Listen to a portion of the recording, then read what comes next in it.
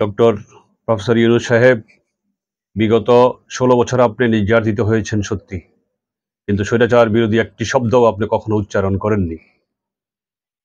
তাছাড়া গত কিছুদিন আগে সেনাপ্রধান ওয়াকারুজ্জামান রয়টার্সের সাথে সাংবাদিক সম্মেলন করেছে। সে প্রজাতন্ত্রের কর্মচারী হয়ে কার অনুমতি নিয়ে রয়টার্সের সাথে সাংবাদিক সম্মেলন করেছে, এটা জাতি জানতে চায়, এবং এই জন্য তাকে কোনো জিজ্ঞাসাবাদ করা হয়েছে কিনা। আমরা চাই না কোনো দেশের গোয়েন্দা সংস্থার প্রভাবে প্রভাবিত হইয়া বর্তমান সরকার পরিচালিত হোক। আমরা বলতে চাই, বৈষম্য বিরোধী ছাত্র আন্দোলন একদিনে সৃষ্টি হয় নাই।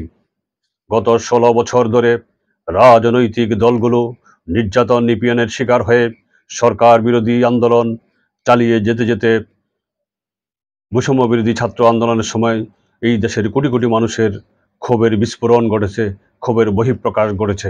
সুতরাং কেউ এককভাবে স্বৈরাচার পতনের কৃতিত্ব এবং দায়িত্ব নেওয়ার কোনো সুযোগ নেই। আমরা সকল বিষয়ে জবাবদিহিতা বিশ্বাস করি। বাংলাদেশ ডেমোক্রেটিক মুভমেন্ট সেটাই বিশ্বাস করে। আল্লাহ হাফেজ।